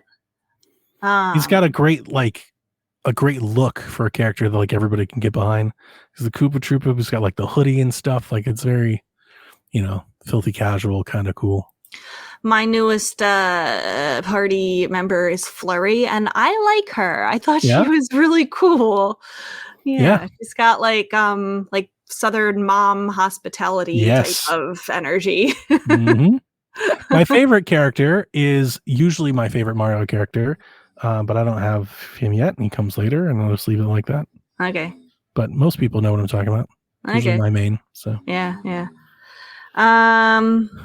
Jay says, with so many people buying games digitally, what do you predict the market will be for physical Switch games in 20 years? What do you think, Rebecca? I think we'll still be able to. I think Switch games or Switch, whatever. Oh, you mean like physical Switch games, like what the ones that we have on our shelves right now? Yeah. Oh, okay. I misinterpreted the question. I think it'll be kind of like the Wii, where, you know, the games that everybody has will like not be worth anything. Like things like Breath of the Wild physical are not going to be worth anything. Things like, you know, Mario Odyssey, Mario Kart, like the games that what are the ones on has, Wii that you're saying are similar, like Mario Kart? I'm trying to think of like what's the Wii equivalent to Tears of the Kingdom, Breath of the Wild. Like Wii Fit. Okay. Like games that everybody had. Sure. You know, there were hundreds of them made. All of like the third parties, like shovelware. So I feel like people don't care about. Zeldas are Zeldas, right? They carry their own. Yeah. You know, even if they're popular and have a lot of them, they're still Zelda games. But like, there's not even like a lot of, you know, Wii games that are super duper expensive. Like, I feel like you saw like a surge in the price of GameCube games because like a lot of people didn't have those. Yeah. True. I don't think that there's going to be. I don't think there's going to be terribly many Switch games in 20 years that are worth like more than $100. Interesting. That is. Do you disagree? I think so, but I'm not even sure. That's the reason why I asked you first, because I think there are Switch games now that are already over $100. Like that are pretty collectible. Well, I think, you know, the stuff that like Limited Run, like they're like rare prints and stuff. Yeah, like that kind of stuff. Sure. What if you got that that cartridge that had like 1,000 games on it? What if you're one of those people? Remember that? No. It's that indie label. There's put every one of their games on the cartridge, like the green label, right? Annapurna did that. Yeah, it's like the Annapurna cartridge. It's just here's every Switch game. Yeah, that'll be worth it because that's like a collector item. Like that's not like something you can go buy on. We're talking mass market, mass appeal sort of thing. Yeah, I gotcha. I'll try to look up here. I'm trying to buy Prince of Persia for $25 at GameStop right now. Nice. That's my price point that I'm settling on. Mario Party 9 for the Wii, based on this article I'm looking at, which came out last year, sells for $55 used, and goes for $160 if you have it new. Really? Are people buying that? The Last Story new is $125 on eBay. Okay. Well, I think there will be some like that. Fire Emblem Radiant Dawn, new copy on Wii. It's the game I used to have. $285 what? It was selling for at this point.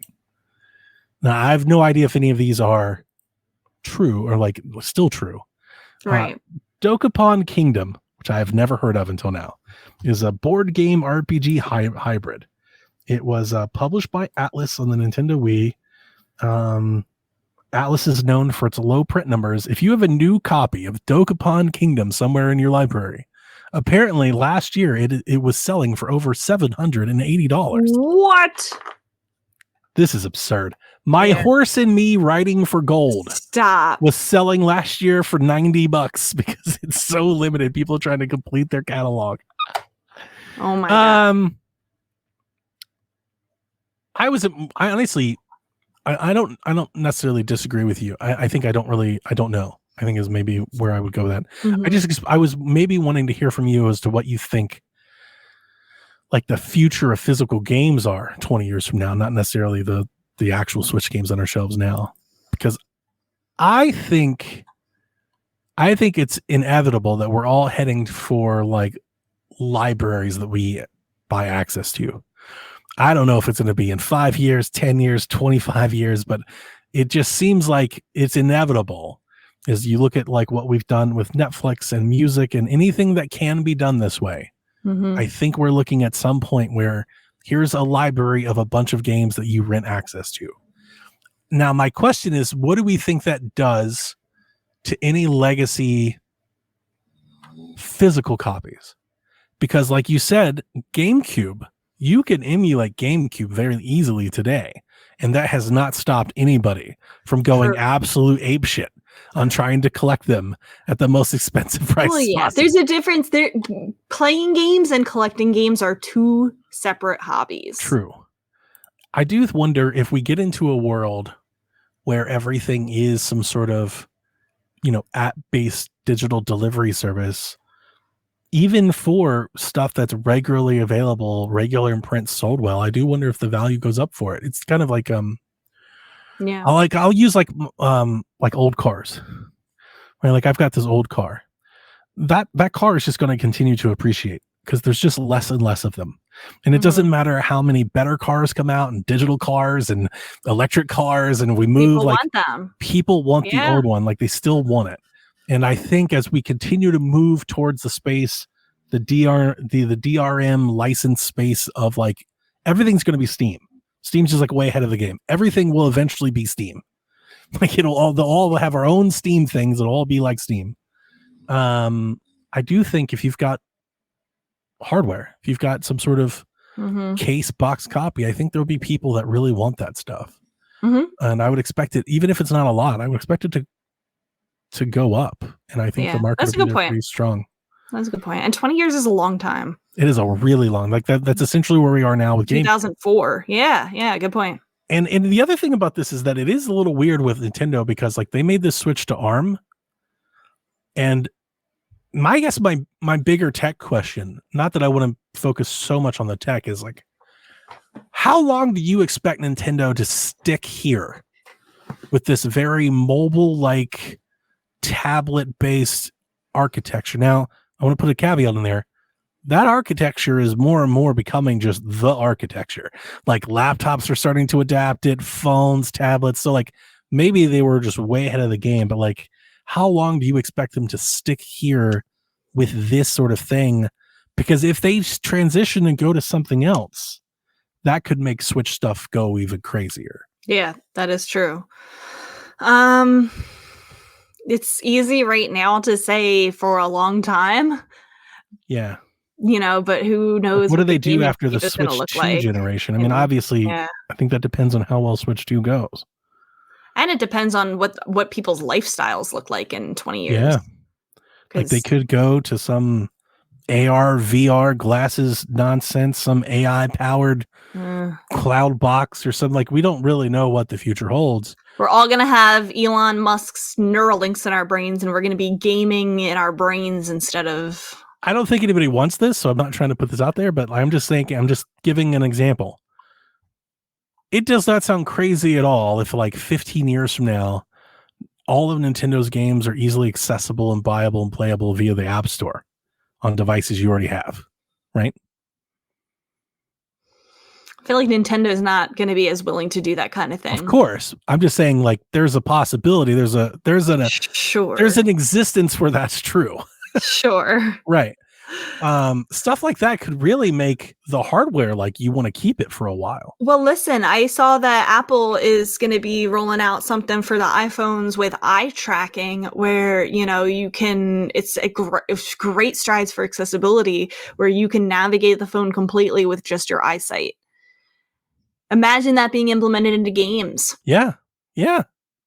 Well, I mean, that's been a thing. Like PlayStation's doing that, their eye tracking with their VR thing.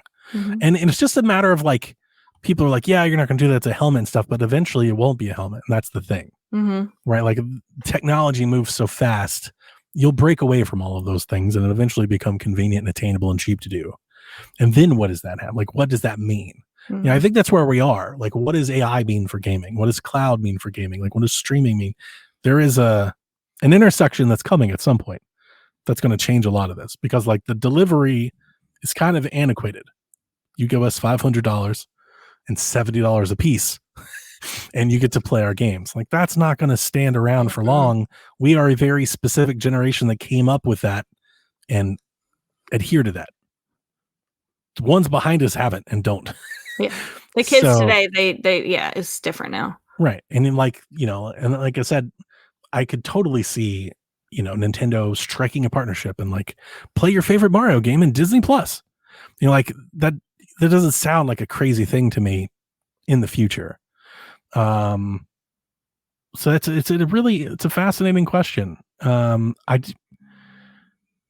I don't think there's like decades left of like hardware and physical games. I guess this to bring it back to your question, Jay, that'd be like my answer. I don't think there's decades ahead of us of gaming dedicated hardware and physical games. I don't think so either, but I think that companies like Limited Run will continue to do it as much as they can. Oh, I agree. There will be a I was demand. in Barnes & Noble this weekend, and like the vinyl section was bigger than the CD section. Yeah, there will be a demand. I like thinking like this. I love thinking of like philosophical what ifs and things. Do you think people treat games, and I know you don't, I know like you and I, we don't. I think the masses, they treat games as much more disposably than like they do music. Would you agree with that? Mm-hmm. And I wonder, what does that mean? Like, can you go, well, like vinyl came around, so will games. I'm like, I don't know if necessarily if that lines up, if those apples are apples and apples. Right. Because a lot of people don't care. They delete games and move on and throw them in the trash. Like, games are very disposable to most people, not us. We like building little shelves that have to go on display. Mm-hmm. Like, everybody that comes to our houses see our favorite things, but that's not normal. Like, that's very abnormal. Most people, that's why you see the mobile takeover and Candy Crush. And that's why when you talk about game preservation, that's why so many tens of thousands of games are not preserved and have not been preserved, because a lot of people don't care. You know what else is like, as far as the disposability, is that a word?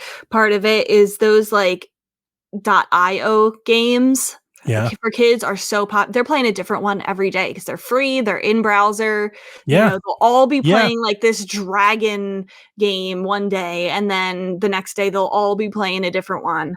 Like, they're free and they're very low budget and they're very janky. And so I would expect game makers, and specifically Nintendo, because like that is their business, I would expect them to adapt to that.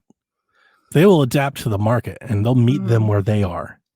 Right. And I think that'll do I think there will be definitely collectability, but there may even be a rarity, a scarcity for hardware that can play dedicated video games in the future. Yeah. And I don't necessarily know if you can count on limited run to keep printing cartridges and stuff like that, because I think that, well, yeah, because they won't be able to for IP that if they don't have enough numbers, right, that just the market there is going to be, I think it's already limited. Like, they're probably on just super sharp margins, probably. Yeah, like I can't imagine like I got the Clock Tower Collector's Edition. How many of those do we actually think they're going to sell? You're going to get number 1 of 8. Of 8.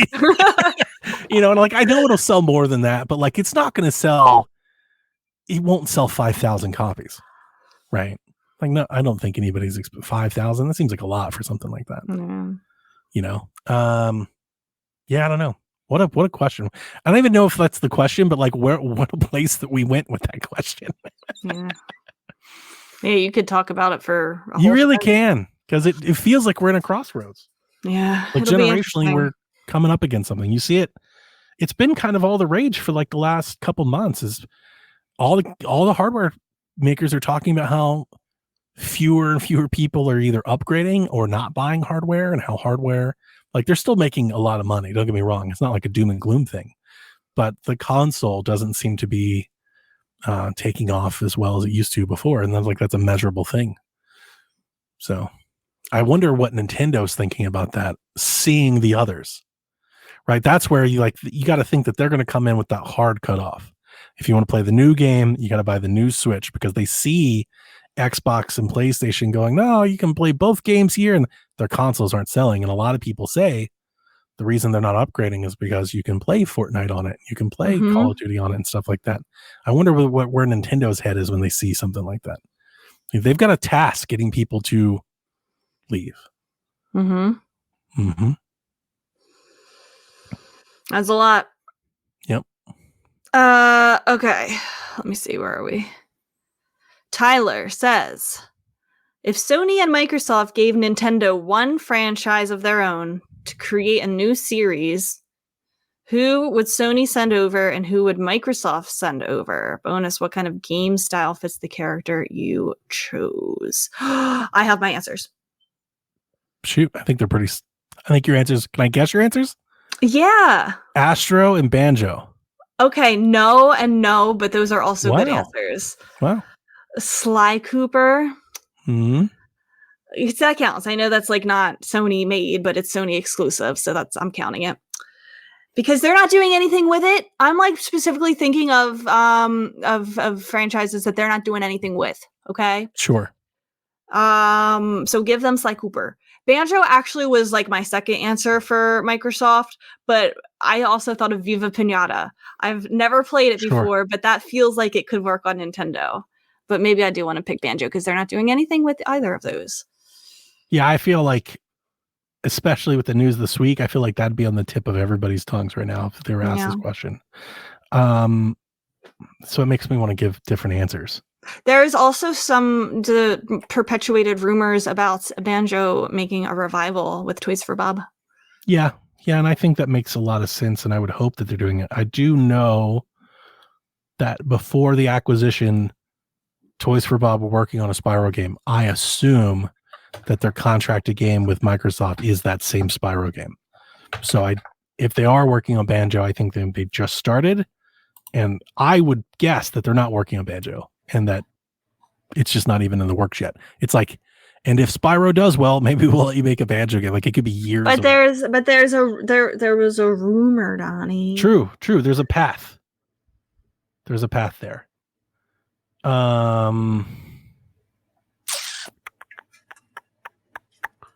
Somebody give me some ideas. I feel like I can't think of anything all of a sudden.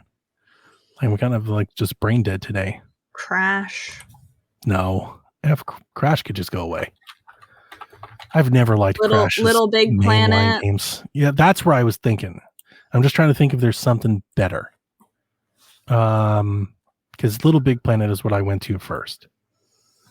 I love Sackboy. Ape Escape.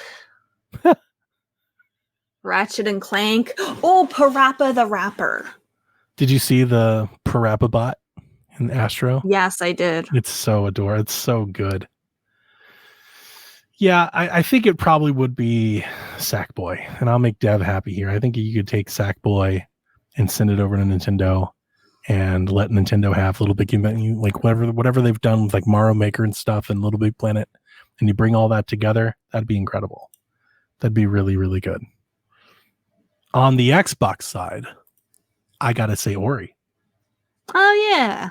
I mean, Ori's incredible. And I hate that we picked two games that Nintendo has a bunch of and don't need any more, but like, what else are we going to pick? You know, like, what am I going to send Gears of War to Nintendo or something? Flight Simulator. Flight Sim. Oh my gosh.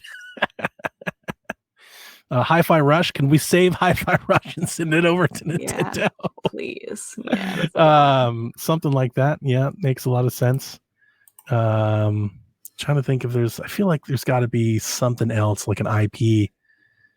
I don't know. PlayStation doesn't own like the Journey IP or anything like that, right? They just published it. I wasn't. I mean, I don't know. Yeah, I was just doing like a exclusive. Sure. Yeah, I wouldn't send like Uncharted over. Conquer. Conquer's good. Conquer is good. There's rumors, not that I want to, again, turn this into a PlayStation podcast. There's lots of rumors going around that a game we'll see at some point is a Lego Horizon game. Have you seen or read that? Mm-hmm. And anytime we talk about it in the Discord, I keep wondering, I 100% expect and know that like if Sony's doing this, it's going to be exclusive. But like in my head, I'm like, that's a game that I would put on I would put it on Switch. Yeah. And like get people into the franchise, Horizon, potentially get them to buy. You know, like in my head, I'm like, good point. That makes a ton. I would put that wherever kids are. That is a good point. Wherever they are. And then, Mom, I really need a PlayStation 5 so I can play this game with this character that I like. Yeah. In my head, that's like, that makes all the sense in the world for me. But I just feel like we know better. I changed my Xbox answer. I want Spyro. Spyro is very good. I do love the Spyro. I've never been into the mainline Crash games, but I've always loved Spyro the Dragon. Now, I do love Crash Team Racing. Crash Kart is incredible. Yeah. So that's another one I could pull over. I think you convinced me to buy that one. And it's really good. Did you play it? I played some of it. it's more competitive than your normal kart racer. Yeah. Like it's way I would more probably like competitive it than if like Mario Kart or stuff. You played got to it be with a really friend. into it. Yeah. You got to go boost hopping and stuff. And when you see like good Crash Kart player, you're like, oh my God. Like it's kind of insane. But yeah, it's very good. Speaking of kart, DJ wants to know, other than Mario Kart, any recommendations for games parents can play with teens? Absolutely. Yeah, that's a good question. It does depend. How much is your teen into games?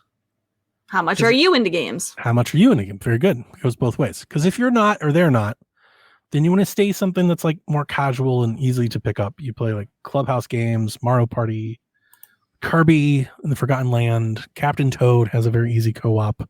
Mario, like any of the 2D Marios, all have co-op. Those are all easy. Now, if your teenager plays video games and you play video games and you're both capable, then my answer was always Streets of Rage 4. Me and Jack played it. We went and played through it together. We had a blast of a time. Why do you laugh? Beat 'em ups are great co-op games. That applies to like Teenage Mutant Ninja Turtles as well.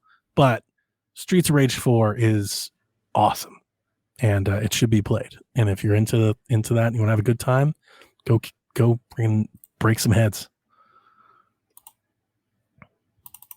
That's so funny. It's not what I was expecting.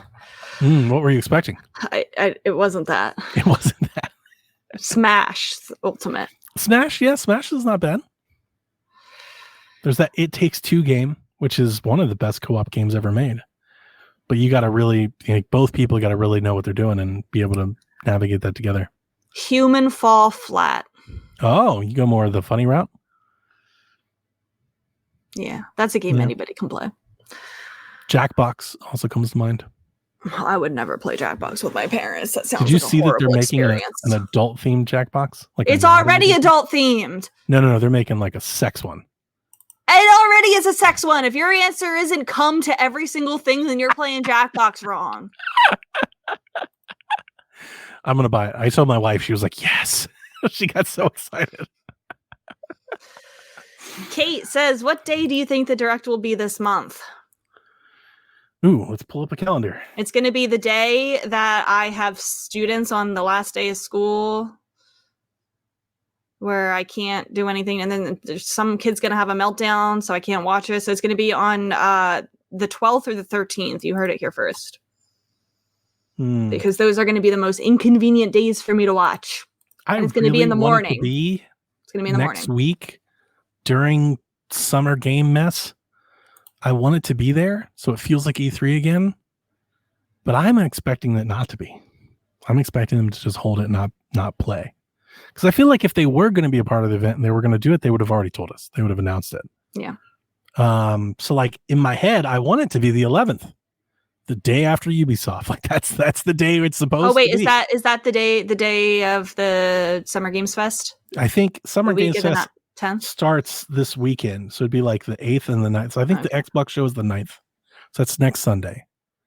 And then Ubisoft, I think, is that Monday because they usually go the day after Xbox. In my head, then the day after that would be Nintendo. So I'm gonna say, what day do you think it'll be on? I'm telling you, it's either going to be Wednesday the 12th or Thursday the 13th at 10 a.m. So I'm gonna go. That's going to be the most inconvenient time for me. So I'm gonna go Thursday the 27th. Wow, the day I'm gonna pick.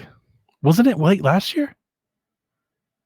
I don't know. I felt like it was like rarely it was so at the back end of the month. People were expecting it not to even happen. Let me look. And they did get something out there, like I think right at the end.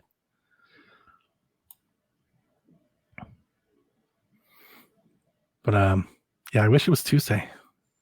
If it's next week, it'd be amazing because it would be nice to just get it in with all the other gaming news. Oh, yeah, it was June 21st. Yeah. So yeah, maybe the 20. I don't see. That's the thing is I don't know what day they would hold it on. Monday, Wednesday, Friday. Like we know it won't be on Saturday, Sunday. I don't know. I think Thursday. Thursday makes sense in my head. So Thursday the 27th. That's my pick. We didn't have a January direct this year or February. We didn't? We had a partner showcase in February. and a Pokemon Presents in February, but we didn't have a normal Nintendo Direct, like, you know, how people say we always have one. That's what the only thing that I remember January, February. The only thing that I remember about last year is I remember I kept telling everybody that, like, we don't know that they're going to have one because, like, Summer Games Fest was like a disaster. And I was like, we all expect one, but we don't know. Like, it could be July or August. Like, we don't know. Yeah. And they just got it in there right at the end. Because everybody, like what you just said, everybody was like, it'll be on the 12th. It'll be on the 14th. I was like, we don't know. And I kind of feel the same way. But, like, what do you think about that? Do you agree? I feel like if they were going to be a part of Summer Games Fest, like Ubisoft, like Xbox, if they're going to be in that week with everybody else, when they had their earnings call and the president was like, we'll have a direct next month, I think they would have said that. Do you agree with that or no? If they still have time, they could say it's like Monday. They could be like, we're going to have a direct next week. But I feel like they would have told us already. Do you think maybe they're waiting to see what the other presentations are like to decide if they want to, like, be like, okay, we're going to do it tomorrow? Or if they want to wait, space it out a little bit? I think they want to wait just to have their own time. Yeah. They want everybody to talk about Nintendo. Yeah. I think that's more than anything. I think they just want to wait. I think they can wait. They want to make sure they're the last one. Yeah. Yeah, I do think they do it before before Luigi comes out. Wait a minute, when does Luigi come out? 27th? Did I pick the same day? I think I picked the same day. Luigi's the 27th, so not the 27th. I'm going to change my answer. The week before. The 20th. I'm going to change my answer. Go a week early. I hope so. That would be super convenient for me because I won't have work. Yeah. Unless somebody wants to, like, if Jeff wants to, I don't know. I don't think Jeff could give them money to do it, but I don't know. Jeff's been on a parade this past week. I don't know why they would. The last couple of years, they haven't been a part of the event. I don't know why you would expect them to be a part of it now. I guess is maybe, I don't know. Makes sense. And I hate that because I wish it was Tuesday 11th at noon, like it was for 15 years. I'm good with waiting because it's more convenient for moi. Yeah. I mean, selfishly, I wish it was like a Saturday at like 3 o'clock, quit doing this stuff on like Wednesday at noon and stuff. People have jobs. They're like, that's why they're doing it, because they have jobs and they need to be ready for everything. Good point. Jamie says, how would you grade Nintendo's year thus far? I feel like they really need to show some games soon. Without Paper Mario, it's an F. Ooh. With Paper Mario, it's a B. Wow. With Paper Mario, I would say it's probably like a C+, but maybe like a B-, only because it's just like a lot of ports, it's like, I like them. It's too hard to get too excited. I think they've had a fine year. I think it helped them a lot that they had something like Prince of Persia come along, and something like these indie games that just came out that everybody's fawning over. What's the well one or whatever that everybody's Animal Well. Animal Well. There we go. I was going to say Cat Well or something. Cat in a Well. I was like, that's not it. So they're really living off of those things, which is helping them. But I really liked Mario vs. Donkey Kong, and I love Thousand Year Door, so I'm okay. Here's the thing: it's all about expectations. If you're grading against other years, it's not going to be that great. The issue is that we all knew this year was coming. They're going to a new system, so can't expect a whole lot. So with those expectations in check, it's okay. They've had a good year. I think they've done enough to get to pass the time. So hopefully we'll see more. How many games do you think they'll have for this year? Including remakes? Yeah, just new games to buy. Remakes, ports, whatever. That we don't know about yet? Because we know. Yeah, like in this direct, if you had to put like a number, like over under, how many Nintendo games, not like counting. They'll show Luigi's Mansion. Sure. They'll show that stupid game, World Champion game. Oh, I forgot all about that. Yeah, I forgot all about that. People were hyped about that. They bought NES controllers and cartridges and all kinds of shit. You got World Championships coming back. Get excited. Wind Waker, Twilight Princess. The only Nintendo podcast that was like not that enthused by that. Metroid Prime 4. Metroid Prime 2. Is that in addition? Mm, Either or. Jeff has been saying he thinks Metroid Prime comes out and it's like the swan song for the system. I think that makes sense, but I don't believe it, because I would be like, you're launching new hardware. Why would you send that game out like that? I don't know. Like I'm conflicted. I'm torn on that idea. I would save that game for the new hardware. I would. I don't know what the hell Nintendo's going to do, but if it were me, I would save it to launch the new hardware. Plucky Squire. Yep. Hollow Knight after it's revealed for, at Summer Everything Games Fest. There's a couple other things nobody cares about. You got like 10 things. Yeah, that's basically what I'm expecting. And I am just really hoping that, like, of those 10 or 15 things, that we get a couple Zeldas that'll make most of us happy. We can bide our time playing some Zeldas. Games we already have, we're happy to buy again. Mm-hmm. Yep. Excuse me. Okay, I really like this next question. Spencer says, do you think Nintendo should make a game like Astrobot that revisits all of their past franchises and consoles? If so, which character or franchise would you do it with? And please don't say Mario. There's a very easy answer to this. Kirby. Yeah. That's what I was thinking. Kirby is the one that you would do that with.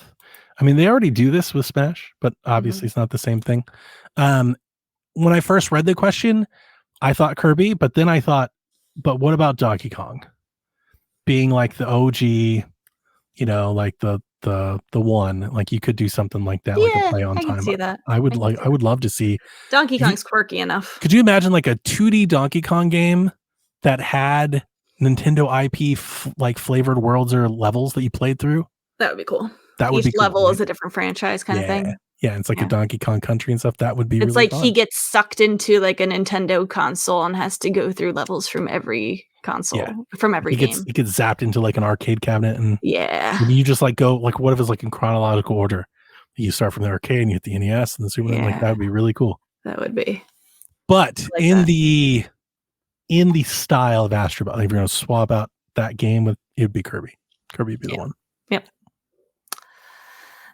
2 more questions for today, and then we're going to save the rest. Smoke and Joe says, if the Wind Waker and Twilight Princess ports are launched with the Switch 2, do you guys think that would help the Switch 2's launch, or do you think Nintendo already has enough hype for the new console?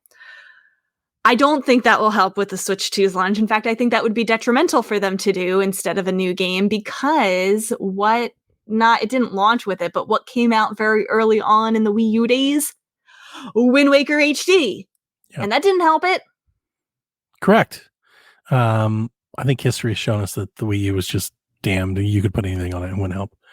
I agree with you for different reasons. I think, one, you're not doing those games a whole lot of service.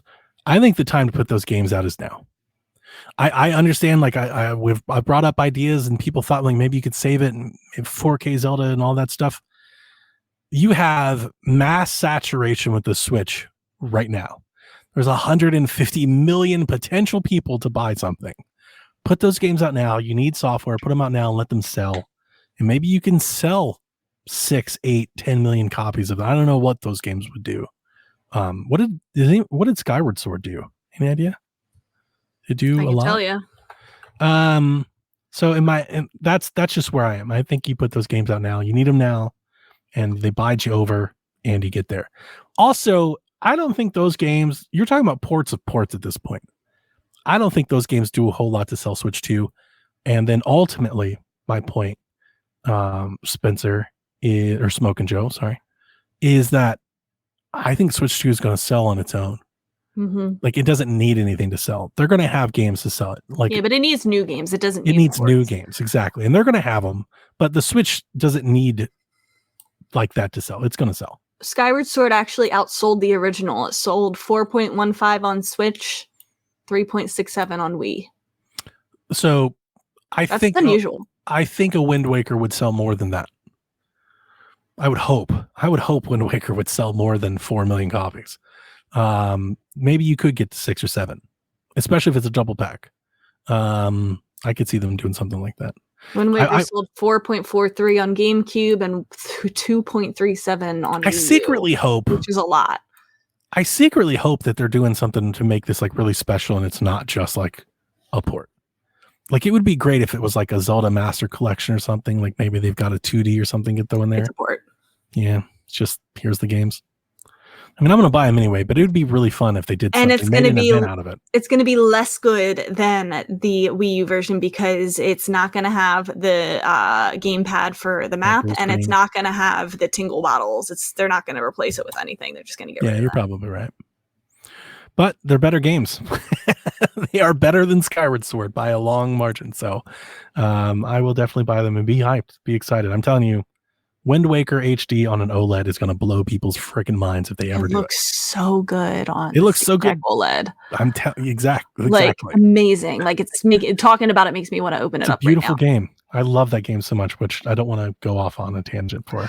But all right. The Switch 2 is going to launch with a Mario game, and that's all it needs because there's a pent-up demand for Switch 2. It's going to sell. They're selling 20 million of those things as soon as possible. There are 20 million people ready to buy one. Yep. So here's our last question for today. If we didn't read your question, we will get to it next week. And this is also relevant to what we were just talking about. You didn't write a name for this one, so I don't know who asked it. That's from the Discord. That's my bad. Hang on. See if I can that's okay. I'll read it and then we'll find out. What one single upgraded feature do you want the Super Switch to have above all else? Also, thank you for calling it the Super Switch. It's TPR, I think. TPR. For me, Super Meta Boy. Super Meta Boy. For me, it's the ability to watch Disney Plus and Netflix.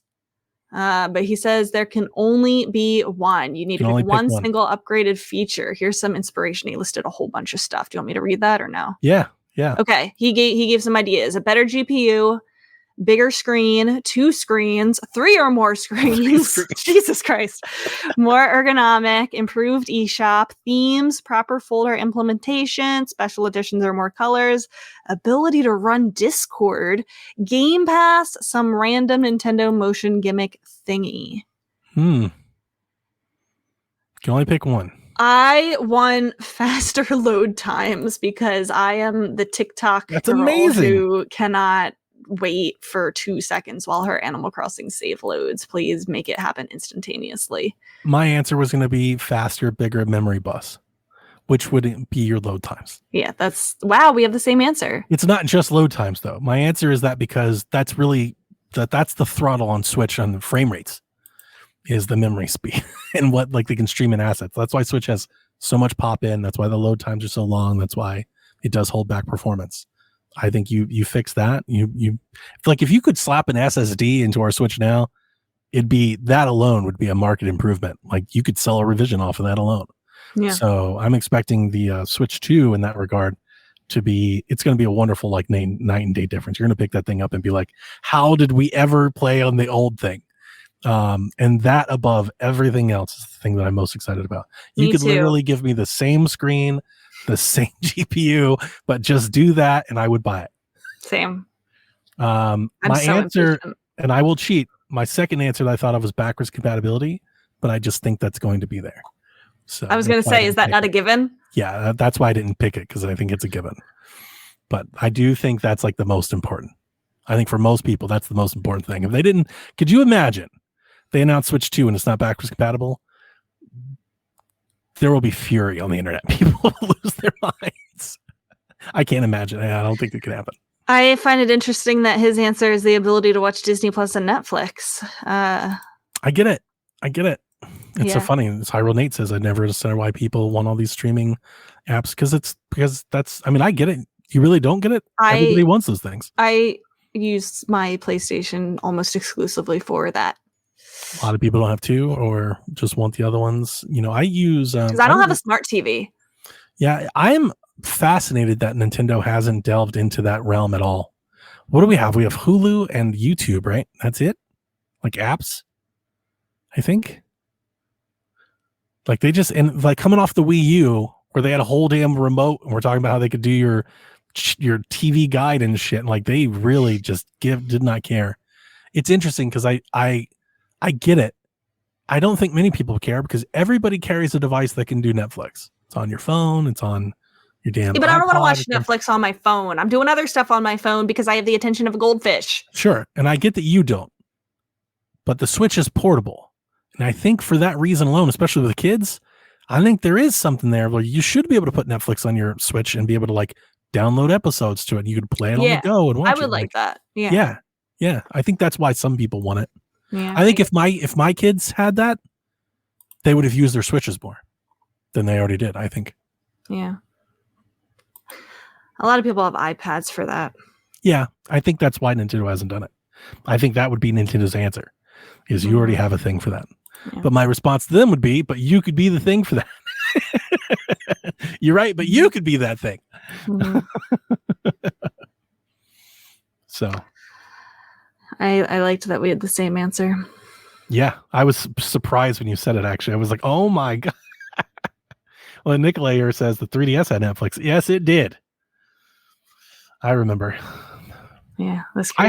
I have a Netflix Wii disc. I think I remember you saying that. I do. Yeah. I have one still. Yeah, that's fun. All right, everybody else, we'll get to your questions next week. Is it safe to say we probably won't get the direct this week? Yeah, I don't think it'll be this week. But to be excited, I do think we'll get Delvin next week. Delvin, I miss him. I don't want to speak for him, but I think I think maybe next week. I think he might be back. I hope so. Yeah, it'd be great. All right, I am going to go play probably, I want to go play more Paper Mario, but I'm probably going to go play more Splatoon before I do that.